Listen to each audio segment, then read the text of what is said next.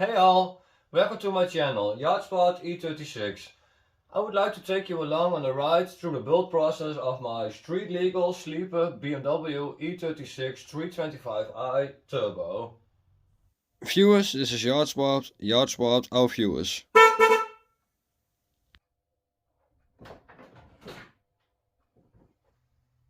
We're almost ready for a first start now, but before we'll see if she'll make it or I'll break it, I would like to show you what's been done to get it to this point. There's going to be separate in-depth videos on some of the mods on the car and the engine tuning. And when all is said and done, I would like to take the car to the German Autobahn and take some test drives and cruises. And I would also like to go to the biggest European car meets and show the car and look around at the car and show you guys the car meetings here in Europe. If you would like to see more, subscribe to my channel and be updated on future projects or upcoming videos. Now first things first, let's show you around and see what's been done to make her ready for a turbo. It's an original E36 316i chassis, and as all E36 it had its fair share of rust and needed to be rebuilt before it could be boosted properly. I cleaned everything inside and outside the car, and that's where the snowball effect took over. I started redoing the rocker panels and quarter panels, and the known E63 weak spots were reinforced as were the subframes. The rest underneath the car got a rust treatment, a rubber anti-stone coating, and got repainted the same as the chassis color, hell rod. All brake and fuel lines got replaced. The sandblasted and repainted subframes got a full polyurethane bushing kit and some new bearings. 328 half shafts coupled to E64 328 rear brakes finish off the rear. Moving over to the front, we have the E64 330i brakes, a rebuilt steering rack, and I added a height adjustable steering column. All the extra unneeded brackets got removed and extra holes got welded shut to mostly clean the engine bay. The original fuse box got relocated to inside the car, and the ABS pump also got relocated to behind the left wheel inside the wheel well.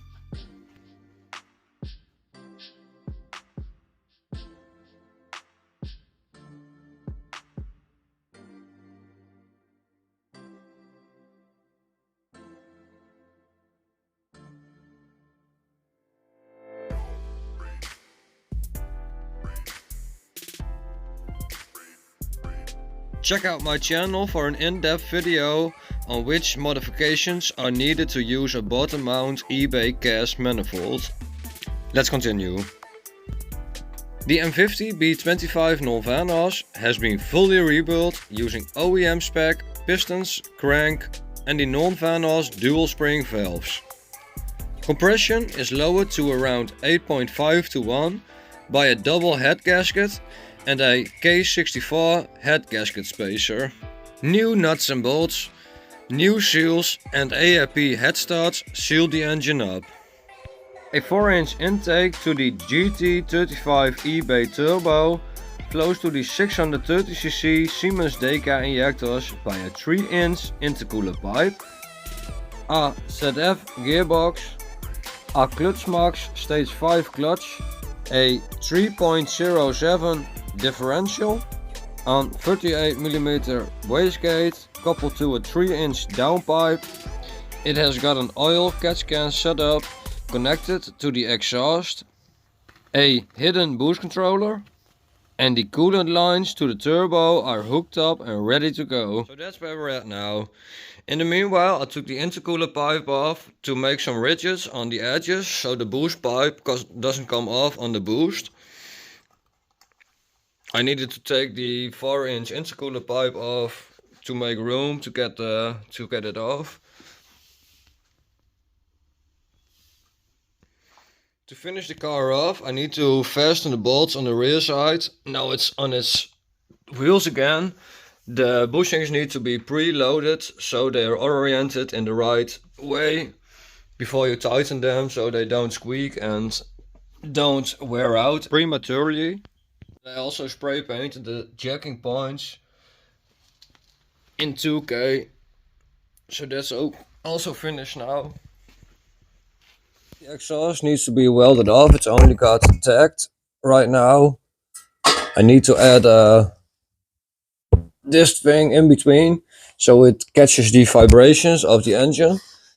I also need to add a race catalytic converter. It's a 400 cell 3-inch race catalytic converter, and it's gonna be placed over here.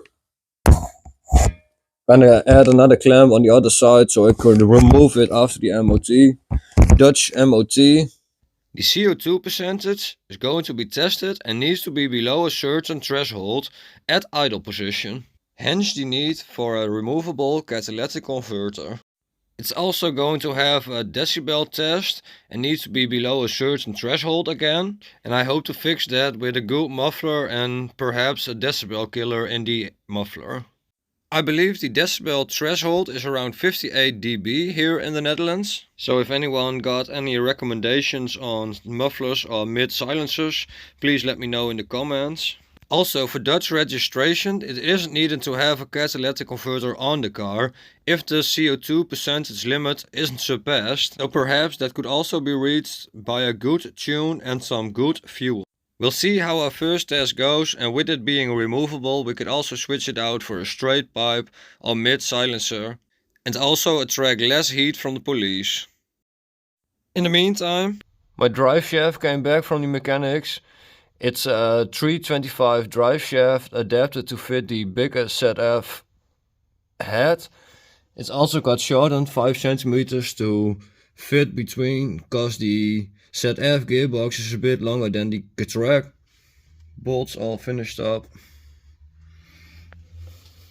That's the boosted version for yard swap thus far. I've got a full week vacation from work now, and I should have the spare time to finish up welding the downpipe and the rest of the exhaust. After checking the VAMS plug and play M50 base, ignition map and fuel tables for the car, it should be ready to prime the oil, prime the fuel and fire her up. That's it for now. Check out my channel for more in-depth videos about the modifications I did turboing her, and subscribe now to see the next video if I'll make it or I'll break it.